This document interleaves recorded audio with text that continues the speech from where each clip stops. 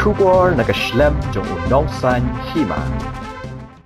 Menteri Bidikmi ya katanat industri skajela ba Sniawbhalang dhar ulaong ba ulada ban angru ya deputy commissioner ban let Khang Shisendan ya kitu kiko factory ne kinu ki karkhana ki bampat biang ki kat kisla bad ya kat kum ki kendon ki balabu nakaliang jaka sarkar kanum la ban Khang lada ki lapen biang ni kitu ki jinan kambaro ndre habadan kanu ki jing ujor pat katanat ke badai pej kelasem kia mardor.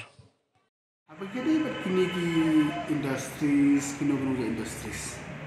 Maybe the cement plant, the cook, the hotel, whatever maybe. Deh.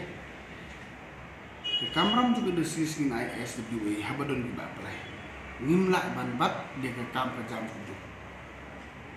Kumgunu kusah subuh piko asnater. Kumnu ngamai lesen ini. Ada yang ketupat, tempat kiku keju. Kiwan ibu application. Nakat apa kira ayo NOC mana kisah ni apply. Kamram dengan ai ke SBU dia komendasi semester. Tuan dalam ada aipan don prosedur non follow line by line. Nak kamram dengan SBU don nak tak kena approach for fresh pollution ni.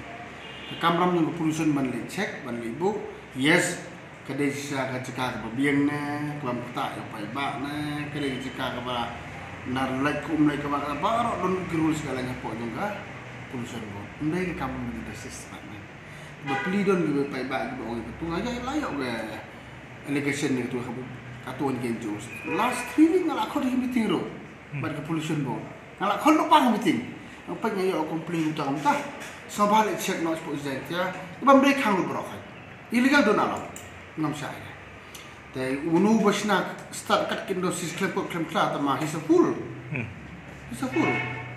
Tenaga kata tu kamram juga pollution ban check kan dia mana arah ke city is the forest department not me. Kamram itu sama aja dulu. Tadi kan tiga kembali poin industri. Kene PI syab ki yo ke NOC na hadin balayo NOC. Kiman saya kat kumga rukom ni kiman chan ke SWA. Nata mikili yo ke SWA bakin move ni necessary clearances for all department. Subuh bunuk sa mo kumga tages. Na makin check ra. Mud no yo na kin la mele sa. Nakong custom po industries ka ba rapat na approach po no first mbak pollution.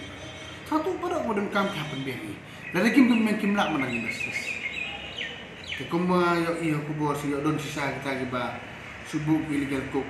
Kum tu dah mak zaman kem zaman ayah saru. Hasalang